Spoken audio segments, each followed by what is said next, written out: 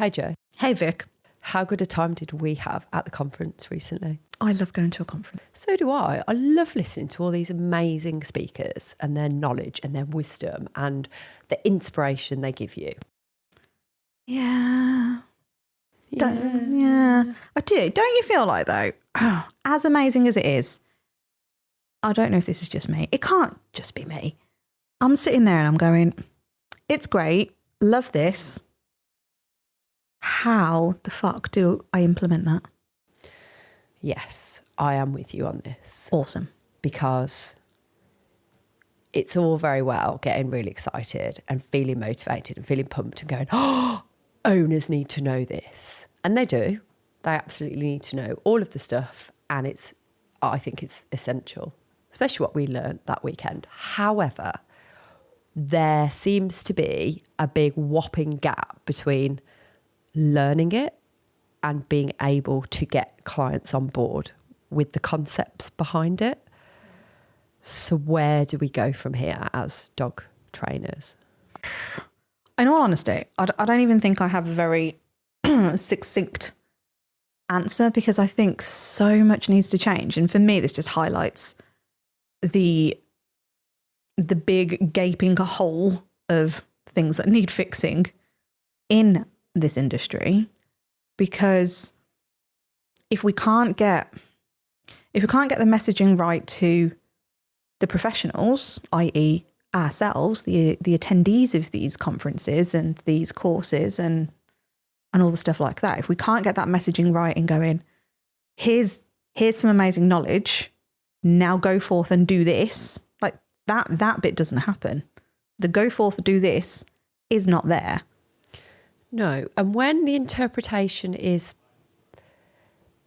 kind of as best as it can be, right? So you've got that knowledge, you've got that motivation, and you try and bring it in somehow. So whether that looks like creating a whole new service based on that thing, that particular element, or whether you incorporate it in an existing service or element, when it doesn't land well, now that could be for several reasons. It could be because there's a lot of industry jargon, which we have talked about on here before, and it's just lost in translation. So it could be that, or it could be that we're trying to bring it in a way whereby it's no connection for the owners. Like they're going, great, we love your enthusiasm about this, but how does it actually help with the problems that we've got? Yeah. And let's face it, when it comes to pet dog owners, in the words of Jo Rosie Haffenden, when she says people just want their dogs to settle, be indifferent with people, wait outside a shop, like be in a pub and they don't bother anybody, quickly say hi to a dog and then walk off. Like with those things in mind, and okay, I have just used like a few examples there, but pretty much that's what pet dog owners are looking for. Where does all this, I'm going to call it fancy stuff, but I don't mean it in a that kind of way. Where does it come in? How do we get those messages across in a way whereby people are going to be on board? Because we first of all straight away get frustrated with owners for not buying the new thing. Yeah. We've done this course, we've put this new thing on, no one buys it. And so then it's the client's fault. And we're back to that cycle of going, it's their fault. But we need them on board with it to make a viable business. So whose job is this then to be able to get this bit of the jigsaw puzzle, which I feel like is missing out of the equation? Well, there's a huge bit missing, but do you know what I used to do after I'd come back from conferences like this, or if I'd studied something new? And I am going to lean more in on the conference bit, because like I said, you're in that room, aren't you? You're in that space where the conversations are typically about what you've just heard, and you're with other professionals, so you're having that conversation.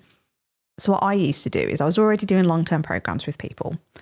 And I remember the first time I heard Sarah Fisher and the ACE free work, I was like, oh my God, this is epic. Absolutely love this. I hadn't done her course. I had literally seen her speak. And this was a few years back now.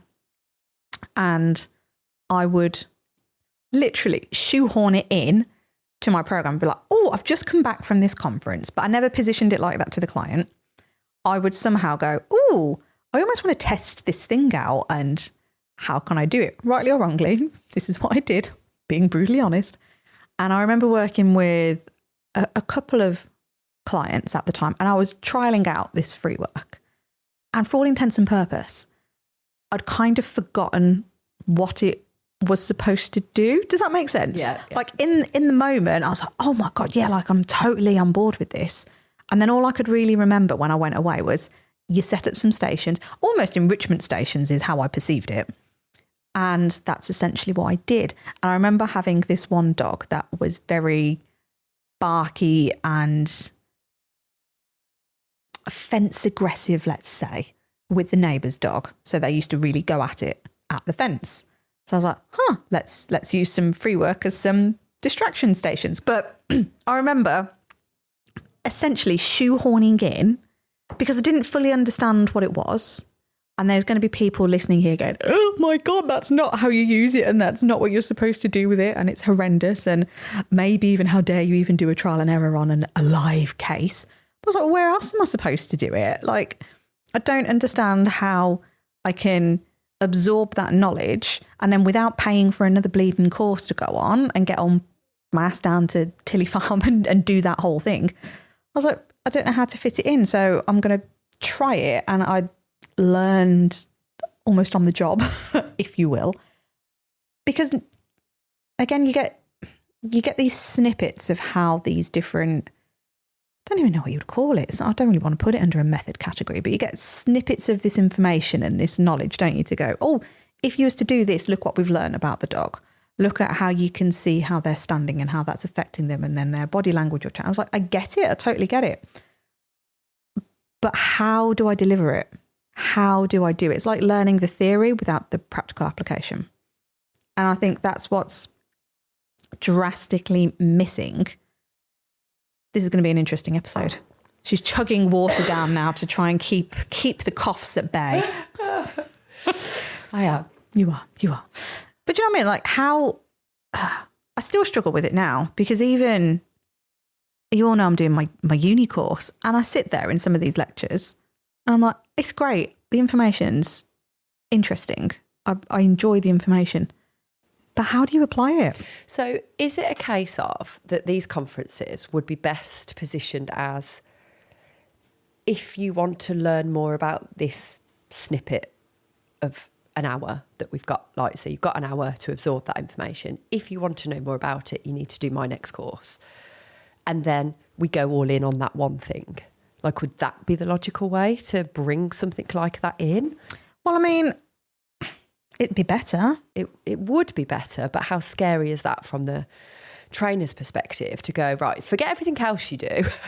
Now let's bring in this brand new thing and only focus on that one thing. But arguably, with all the stuff we talk about and niching and all of that, maybe that would be the way to go. Maybe we should look at these conferences like, what part of that do we really love, and what part of it is it's inspiring us and motivating us to learn more about it so that we can just do that thing potentially. Yeah, you've got to, and I think this comes back down to having a strategy and a purpose for your business. So we go to numerous amounts of business conferences where you're seeing so many different speakers talking about loads of different things, and it's all business related, and we absolutely love it. And we have to look at it and go, that was really interesting. I'm going to park that for now, and I'm going to put that in the plan for next year, maybe. Yeah, but the thing I would say about the business conference, for me, the big difference is it's all relevant. Every part of it is relevant, but you have to get the journey bit right. So if you do it too early, it could be that you're putting all of your energy into something that you're not ready for yet. Yeah. So I feel like when you look at it from a business perspective, there's all these little building blocks where you go, I need them all, but when I need them, I need to know when I need them, and I need to know what kind of order to do them in for me, for that business to be right. When it comes to the dog training, I feel like some of these elements, or like, can't think of the word, but some of these disciplines are so different from one another, and the direction you would take if you went down the free work route to if you went down the, I don't know, like hoopers or agility, like, okay, they could be interlinked because everything is body movement and everything's observations and, you know, pain related and all that kind of stuff. And I get that because it's sports and that. But I don't know. I think you need to be a specialist in one or the other rather than trying to be that jack of all trades thing that we talk about on here. But I think, I don't think that's too dissimilar to what you're saying about the business stuff as well, though, because ultimately it's knowing your interest in which way you want to go. And you could arguably go, right, I'm going to go all in on the free work side of it. I like the agility and the hoopers thing. I'm going to park that for a later date maybe, or see how I can weave it in. And I think this is where, for me, and this is the conversation we were having earlier outside of this podcast, was, are we breeding internally in the industry, are we breeding our own version of imposter syndrome? Because you're almost being hit with all of these different specialisms and these disciplines, and we feel like we need to be an expert in all of them. And arguably, and I don't know how I feel about this, but my gut feel is that these accrediting bodies and these course providers are ultimately doing every single one of us a disservice, which is a really strong claim to make, but I do genuinely believe it. I do think they are doing us a disservice, not by not offering business support, but by offering a crappy version of it.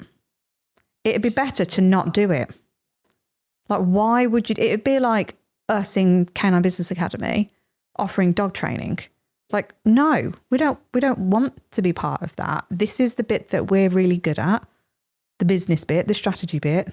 Let's go all in on that. We're not going to pretend to be able to teach you how to be a dog trainer. Like, there are other providers out there. But let's face it, we could absolutely do that. Yeah. Like, if we sat down tomorrow and said, do you know what, let's bring in a new part of this business without thinking of the strategy behind it and going like, I know what people could really do with it is an all-in-one. So they could do with business and the thing. And then that dilutes the rest of it though. Because if we're going to go all in on that dog training part, surely then the business part sort of gets left behind a bit and vice versa. So I think whenever there's too many things going into one pot, too many ingredients in one pot, it just dilutes too much of it. Yeah. And that's from making all the mistakes that we've made over the years to discover that's how we feel about it. But I do wonder how we are supposed to, like, because you almost get that elation and buzz when you're there in the room with all these like-minded people and everyone's like, oh my God, this is amazing, light bulb moment. And even like we were like at one point or a few points throughout that conference, like jaw open, wow, this is amazing. And it is. And the knowledge coming out of these people is just another level, right? Yeah, it's incredible. But then what? You walk away from it and then you go, wow, I'm really overwhelmed with all that information now because I really don't know what to do with it. And then do you do anything with it? Do you just leave it and hope one day you can, like, so there's so many ways that people deal with this kind of elation aftermath of a conference or a course or something like that in dog knowledge stuff that I don't know. I don't know whether each speaker should be providing their perspective on how it can be introduced into a business. I don't know whether that's the answer. Yeah. Do you know what my gut feel is on this? And I obviously don't know because I've not had conversations like this, but my gut is speakers, again, within this industry are not looking at their own craft as a business. And by that, I mean they've not thought strategically about the messaging they're putting out.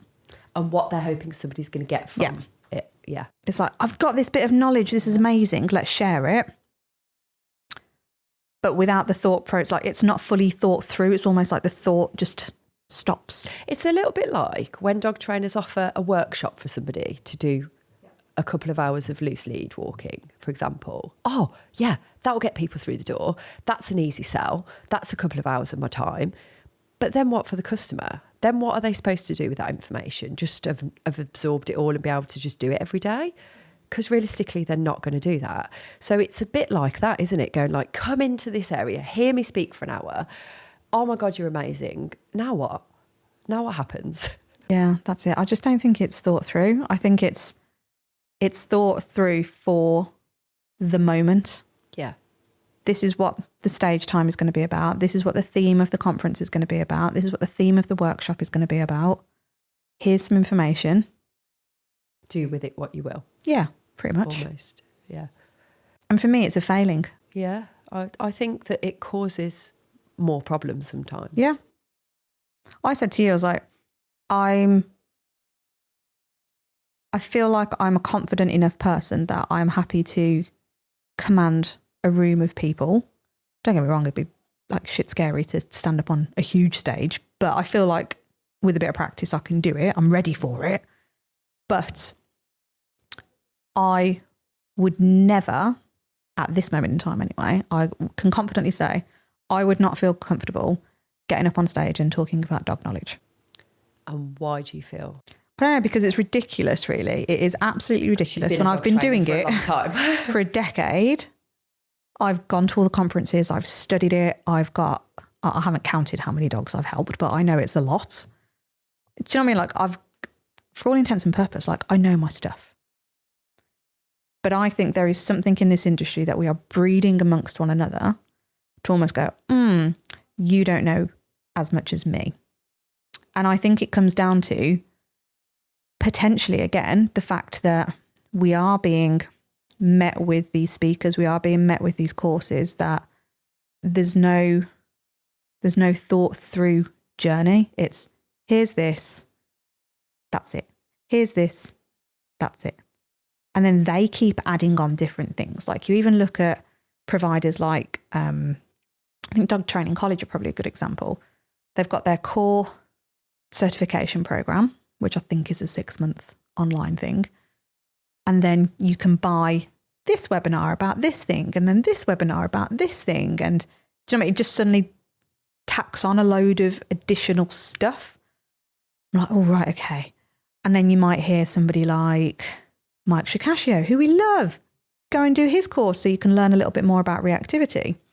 And then you might go and do this other thing because then that's accredited with ABTC and you want to do that thing. And it's like, where does it stop? Like already the overwhelm in trying to get into the industry and trying to learn the stuff, but then to stay in it. And do you know, it's draining. It's really, really draining. And I can see why someone coming into the industry has no clear path because of all these different options of different things you can do. But with nobody specialising really in any one of them, it's just a bit of this and a bit of that. And so, of course, they're going to come in and go, oh, I need to do that for that arm of the business. I need to do that for another arm. I need to do that for another arm. And I can't be not accredited, but I can't be a valid dog trainer. I can't call myself a dog trainer unless I've got all of these things to show for it. Yeah. And say I've done that course and say I've done the other. When actually, do you really want to do them? Yeah, exactly. Are they things which really drive you? Are they things that you're seeing around you that everybody else is doing and you feel like you have to do them? Because that's a question to ask yourself, I think. Yeah, and I honestly don't think people know the answer because I think it's such an expected thing. I won't say it's expected when you come into it, but you very quickly adopt that thought. Yeah, but if all the providers are offering so many different parts of the course, like they're trying to cover, like ideally, like someone comes in and just focuses on aggression. So go to Michael Shikashio. Like all of his stuff, just absorb it and go all in on that. Amazing. But no, it's not taught for us to do that. It's taught for us to get a bit of that and a bit of this and a bit of the other. Yeah. It's like nothing, I don't know, it's like nothing fits together. It's like we've got this massive puzzle piece, but even when you put all the pieces together, it doesn't create the end. It doesn't fit. You don't end up with a nice pretty picture at the end of it. No. It doesn't fit. You've got a zebra's head with a lion's tail, basically. I'm thinking of like a wildlife scene. I like it. But, and then, oh God, I don't even want to go into it. I do want to go into it, I don't. These business modules in what these providers are giving. And again, I'm like, I just wish you wouldn't. Because to me, it's clear that this isn't your bag. Do you know what it reminds me of a little bit is, you know, that thing where we get really frustrated when vets try and give dog training advice, and vice versa. Some dog trainers might try and give vet advice, but in my position when I was doing that kind of thing, I would never give vet advice. I would be like, no, it's not my place to say. This is my perspective, and with my dog, like, I would do this. The same with nutrition. Like, I raw feed, but I'm not going to tell anyone else to do that because it might not work for their dog and it might not work for them. So this is what I do. This is the benefits for me, but go and research it for yourself. It's a bit like that though, isn't it? It's like, if you're a vet, just do your vet stuff, unless you're a vet behaviourist and you know a bit more. But it's that, isn't it? It's like, yeah, we're this course provider, but we can give you a little bit of that business stuff. And then, of course, what does that do is it makes people think that's all there is to know. Mm-hmm. And that's what their businesses are built off, very shaky foundations of a little bit of knowledge. Very shaky, yeah.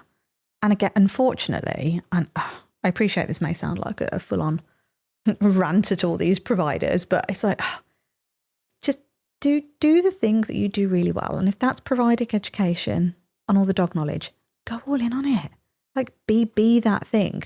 But I think the failing part of the business element, and again, I appreciate that this could just sound incredibly biased, because of course we are the business coaches. Why would we say it's any good? I mean, I hope everybody knows, and I don't even know why I'm caveating it, but I hope you all know that, listening, that if someone is doing something incredibly well, we will shout about it from the rooftops. Yeah. Like, if it needs calling out because it's epic, absolutely we will, because why wouldn't you? But I think what is frustrating is, for me, it's a failing on the industry. It's not on any one particular provider. It seems to be something that we are inbreeding to go, oh, well, because they're doing that, we'll do that. And then this is just how everybody's done this dog business stuff for the last 30 odd years. So it's still relatively new in the grand scheme of things. So we don't need to be keeping up with the times as much. We just do this thing that everybody has always done. Because then, shock horror, that's why everybody seems to have 1, 3 and 5 session packages.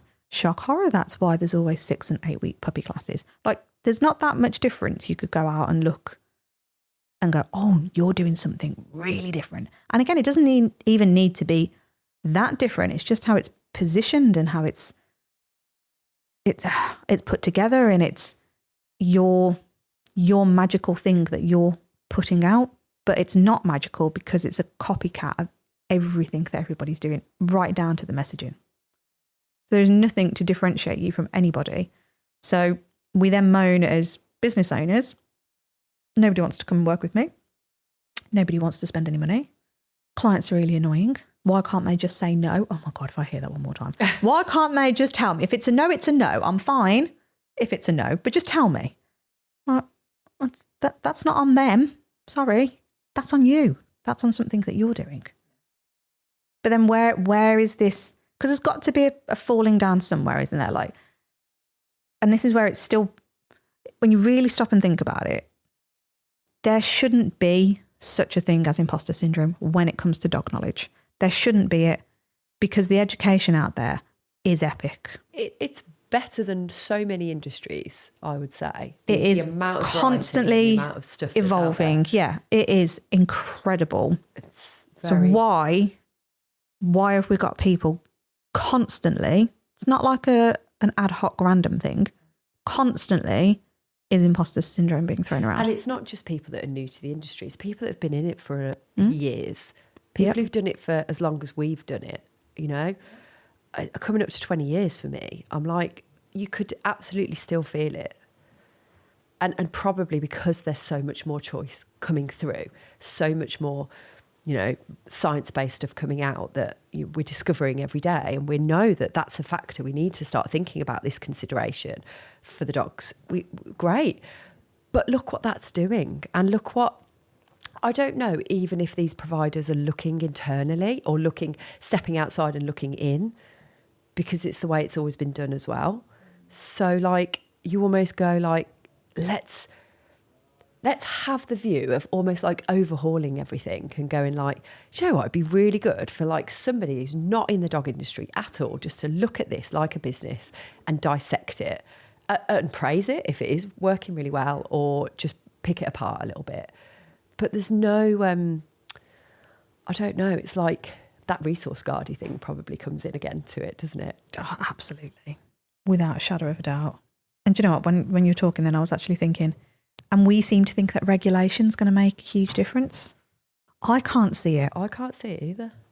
Because in reality, how are you going to regulate it? Because arguably, some of these accrediting bodies, so let's say ABTC, how many people out there are not following ABTC's code of ethics or code of conduct or whatever it's called? And how would they know? Yeah. Occasionally they get called out. There are people that sort of say, oh, so-and-so's not doing what they should be. But is that the way it is being managed? And again, like if we're in an industry where you've got to whistleblow all the time, it's like, come on. If you're spending time doing that, then you, in my opinion, you're not doing enough on your own thing. You're not. Yeah. I always hate the phrase like stay in your own lane, but I also kind of mean it. I think it's relevant though. It's totally relevant. I do struggle with it. The more and more I hear talks about regulation, and the more I'm actually looking into it as part of like my dissertation stuff as well I'm doing for uni, I actually don't see, there's very few regulated industries that do it very well, because it's so tricky to manage it. There's not enough resources. You'd have to be consistently checking up on someone to make sure that everything's being adhered to if you're going to go big. And if you're on about regulating an entire industry, how are you going to do that? So even I was looking at it from, as part of my dissertation with, because I'm looking at the relationships between vets and trainers and behaviourists, and why they wouldn't necessarily work together. Now, in the veterinary industry, I've got to try and remember my facts here, RCVS, like the Royal College Veterinary Surgeons or School, I forget what it is, they are apparently regulated. However, you, for example, could go and open up a veterinary practice as the owner of the veterinary practice, and the RCVS wouldn't be able to check in on your regulation because you're not associated with them. But you can still have a veterinary practice. So how are you going to be regulated? So your staff that you may bring in, like your vet nurses, could be RCV, RVC, bloody acronyms, that accredited, but doesn't mean the practice has to be. Oh, okay. Interesting. So it's always going to fall down. It's always going to fall down because there's not enough people to do it. And again, like for me, that this breeding of imposter syndrome is just how can we make it better? Because even when it's always I talk to fellow cab people, I say fellow, I'm not a cab. I was working towards being a cab, and then I've decided I absolutely don't want that because it's too restrictive. Like, you have to follow such strict guidelines. And for me personally, I'm going, I don't think I can help enough people with that, with those restrictions. And it is so restrictive. I'm like, I don't feel like I'd be able to be a very good behaviourist with actually having the title of a clinical behaviourist, which is ridiculous. Absolutely ridiculous. Yet ultimately, I would say that's what I was striving towards, to almost combat that imposter syndrome. And I would be lying if I said I'm confident enough that I could talk to any member of the public. I could stand up in my uni class and actually give a lecture on behaviour. And do you know what I mean? I am so confident in my knowledge. Yet as soon as I found out that there was an in-person assessment on the cab route, I thought, oh God, I'm not going to get it right for what they want. Because it's so strict. Yeah. It almost feels like jumping through hoops and it's red tape and stuff. It's a ridiculous amount of hoops. A ridiculous amount of hoops. For what? For what outcome? Exactly. For cabs that can't earn enough money to, they're not even earning a living wage. So how does that help anyone? Yeah. Like, you're not supposed to be practicing whilst you're still studying, but you need to get so many cases under your belt. I'm like, well, how am I supposed to do that if I'm not actually going out and working then? It's like, I fail to understand how we are creating an industry that's supporting one another. And if anything, internally, we're just tearing it all down. And we haven't even gotten to methodologies or anything like that. Oh, It's not even entered this conversation. But all of that is part of that imposter syndrome, isn't it? Like half the reasons we hear and we see all the time that people don't want to put their face out there is for fear of getting judged by a peer. Yeah. Not the public, not a potential client. Fear of being bashed by another member within the dog training industry. Yeah, because again, let's face it, the public they're not aware of all of this stuff that goes on. Because whenever we talk to friends or family about all of the divisive nature of this industry, they're like, oh, really? What's that all about then? Absolutely clueless. But we're doing all of this and we're saying it's all for the public. And we're like, they're not even aware of any of this. We're doing it between ourselves. We're creating these battles and putting ourselves in these little boxes. For what? For who is that supposed to benefit? Or who's supposed to win? Who's supposed to lose? It's that, isn't it? And then if you win, do you feel better? Or do you... What do you win? Yeah. Who wins? What are you classifying as a win? Yeah. Like, does it feel good to go on and tear somebody else down? Yeah, well... Because actually, I would argue that those people that are tearing other people down, like what are they doing to go out and actually go out of their way to try and do anything different, or go out of their way to try and help? Or is it just that safety net? I'll just quietly do my stuff, but then I'll keyboard bash away. Yeah. No, it's very much like that conversation. We've just done an interview with Clara from Muzzle Movement, and keeping the successes quiet because of the fear of what people are going to say. Because, well, obviously they've made loads of money off the back of the XL bully ban and all that kind of stuff. And it's like, actually, like, they're to be celebrated, like creating an awesome business and providing a solution to a problem. Like, yep. I think, why don't we just look at it in that way rather than go, oh my God, look at them benefit from everything. It's not the right way that we should be doing things, because we are helping people, helping dogs. We all want the same thing. That's why we're in this. And then in doing that, we're trampling people down on the way. And it's really disappointing. And again, having been in this industry for so long and seeing all of these little trends and little things that have gone on over the years, and it's just like, really? We're like a load of playground kids. Oh, yeah. We should be better. And we're trying to make our little movement in this business bit to get that confidence back up and try in some small way to eradicate this imposter syndrome, which we can't do by ourselves because there's a bigger picture here. Yeah. But that imposter syndrome, it is going to show up time and time again in so many different walks of life. It's going to show up so many different ways in your business, because if you've got imposter syndrome on delivery, well, then you're never going to work with a client. Or if you've got imposter syndrome on, I can't possibly put myself out there for fear of being bashed publicly, well, then how are the public going to find you? Yep. How are the public going to connect with you? This is your potential audience. This is the people that are going to pay your bills. And I think I don't even want to say we forget it. I don't think it enters our mind a lot of the time, going, if we don't do these things and if we keep behaving the way that we do, then how, it all boils down to really, like, how are your bills going to get paid? Yeah. And actually, there's a question on, and it could be mildly controversial, I don't know, who, if you're in a partnership or if you've got somebody you're living with, who's paying the bills? Because does that almost excuse your behaviour sometimes? Mm-hmm. Yeah. Are you being supported so it's okay? Yeah. Yeah. Interesting. Because if you're living with someone and they're the main earner, and then your bills are sorted so you can almost hobbyist, well, then yeah, you've got all the time in the world to go and bash somebody else or do all the CPD and keep learning and all of that, because the pressure's maybe not on.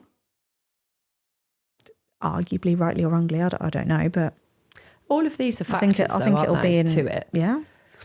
Yeah, I definitely think like imposter syndrome is this, it's an overarching issue with so many little sub parts of it that are bubbling away in the background. Yeah. I almost think it's just too easy an excuse now to not do something. Or to own it, almost like you live up to the label. I've got imposter syndrome, so I can't do that. Yeah. It's a good thing to hide under, isn't it? Yeah. Yeah. It's almost become normalised. Yeah. Ooh, we've gone a bit deep, haven't we? We have gone deep. Don't feel like we've done a deep episode in a while. No, we though. haven't actually. No, it's really got to us, hasn't it? These last few weeks of like just really thinking about. Hold on, we're failing each other here because again, like this. I know we're circling back over old ground we've just covered, but we are failing, and something needs to change. Yeah, and I think it's the conversations that we're having with our clients as well. In this imposter syndrome is stopping them moving that business forward. So of course, it's our job as coaches and mentors to uncover what's causing this imposter syndrome, and then we're kind of like, we're not there to coach them through dog training. We're not there to give them any more skills. And actually, I think invariably when we have this discussion, the imposter syndrome isn't about the lack of knowledge and skills. It is about that judgment. And it will, I think every conversation I've had actually with a client that's worried about being visible or showing a bit more of themselves is usually because of that judgment thing, and isn't because of the skills, but almost it's hidden behind the skills bit because that's an easy thing to say. Yeah. I feel like I need to know more first. I feel like I need more skills first. Yeah. And it's like, but where does that come do from? you really? Do you actually? And I suppose for us, we do challenge that, don't we? And we're kind of like, do you really? Because as far as we're concerned, like, it sounds like you know your stuff. Like, I've got no worries from what I'm seeing of you, because we will follow people's social media and we'll, look into their all of the stuff where we can find out about them, and we're like, from what we're seeing, that isn't a problem, and how you conduct yourself, that isn't what we're seeing at all. So where does that come from? And it's our job to, like we always say, like, unpeel a person like an onion to find out all of these little nuances, all of these little blockers. And until we do that, we can't move that business on, because it could be restricting so many aspects of their life. And once you free someone of it, like one of our clients that we were working with a few months ago said it was like a cloak, unveiling himself like a cloak, to be free enough and confident enough to go, no, this is who I really am and this is what I really want to do. And until we dig into those things, we're never going to get past it. So I do feel like that's why we always say we don't really know what our role is, because we are a bit therapists, we are mentors, we are coaches, we are business, we've got all this business knowledge, but there's much more to it than that. And it's such a multifaceted thing, isn't it? Yeah, absolutely. But even when you're saying there, like, I need to do another course, it's like, for what purpose? And where does that come from? Where is that sitting in your goals then? Yeah. Like, what part does that play? And arguably, like, if you break it down, so let's name some of them, what's on top of my head. So if you were to do a dog training college course and you were to do PACT, I would argue there is a massive amount of crossover. Yeah, I was going to say. A massive amount of similarities. Quite a lot the same there. The only key difference being that PACT gets you the accreditation with ABTC if you pay for the membership. Then you'll have courses like SOCS with their Behaviour Bible one. And again, epic in itself. There will still be some crossover because you've got the groundwork theory that has to be covered. Yeah. And that groundwork theory is covered in every single course you ever do, isn't it? So realistically, and when you're looking at it logically, how many courses do you need to do that are exactly the same, and you obviously get like a different nuanced, and their version, whoever they are, you'll always get their interpretation of something, which arguably is what you're investing in my opinion, because you're interested to hear their thoughts, not necessarily all the other stuff. The amount of courses I've purchased over the years going, I've known all of that because I've done it to death. Because of course you do, don't you? You buy of course, of course. And maybe I've just learned one thing that's different. Yeah, and it usually is that, isn't it? I've taken one bit of nugget of information away from that, and that's what's really resonated with me. But for some reason, we don't look at it in that way of going, oh, that was really useful because of that one thing. We go, I still don't know enough. So I'm going to go and do another one of the same to get another golden nugget, and then another, and then another. And so where does it end? Yeah. And I'm not saying stop learning. I love learning. Like I'm still in uni. Why? But I am. And I'd be lying if I said I didn't enjoy the learning. Don't enjoy the assignments. I think they're a waste of time. But I do enjoy the learning. But I also know that I don't know how to articulate it.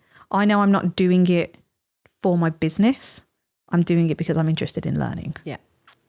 Yeah, it was weird actually, because when we did that conference, I was like, this is the longest it's ever been since I attended a dog knowledge conference, because the last one was Woof in 2019. I think you said the same, because we were at that conference, weren't we, without knowing each other back then. But that was, and that actually, touching on Woof, that was a bit revolutionary for a dog conference, wasn't it? Yeah. It was quite different and had quite a different approach, really. I mean, the same principle, like different speakers doing a little bit, giving you a taster and everything. Yeah. But yeah. I mean, and I get it. Like, let's face it, like there's only so much you can do with a conference. The idea is to share as much knowledge as possible in a short space of time, so it's compacted.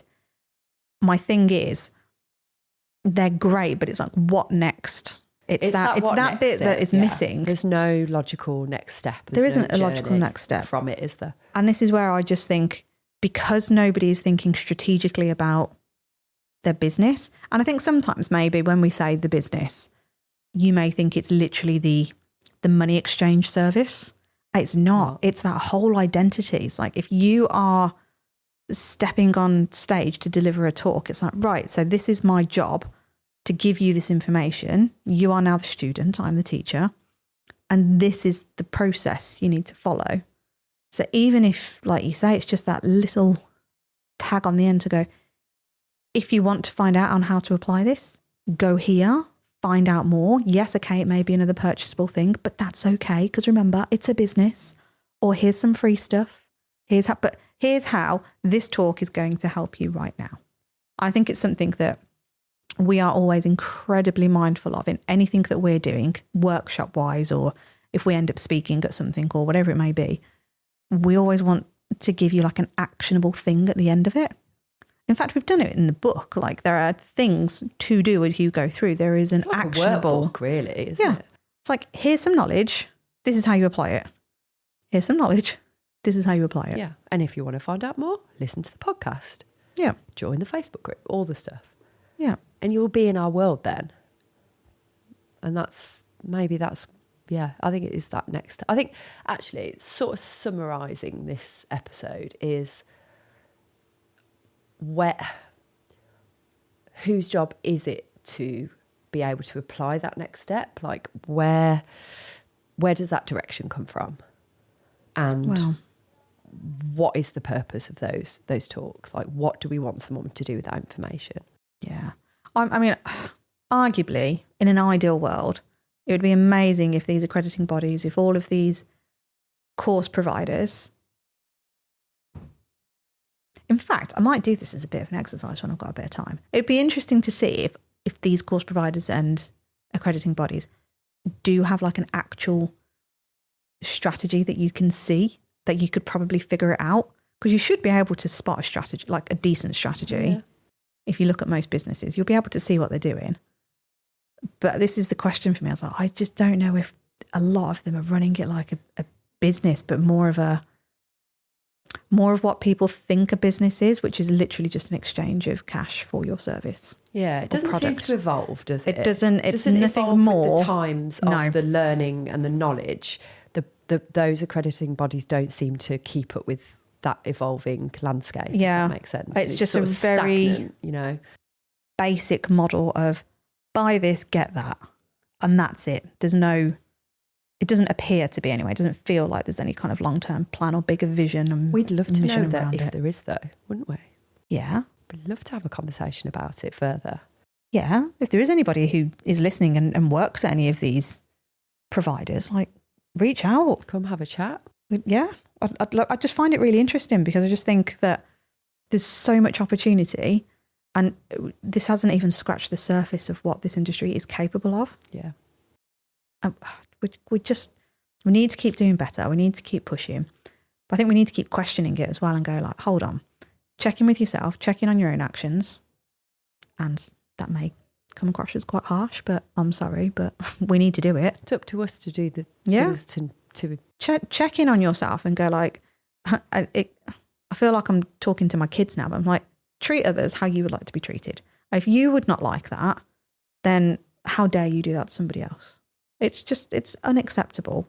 And this is what is breeding that imposter syndrome. And this is what is then breeding the public to not hear the amazing messages that this industry has got to share, because we're not getting that message in front of them because we're too busy publicly bashing one another.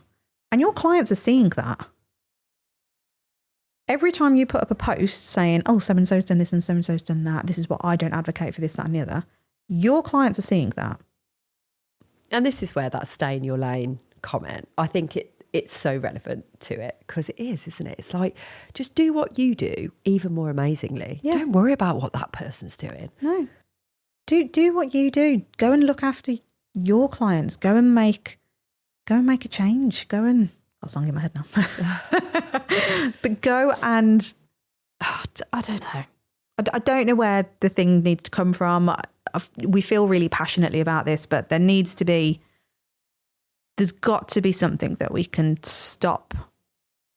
It is inbreeding of this imposter syndrome. It is. It's not coming from anywhere else.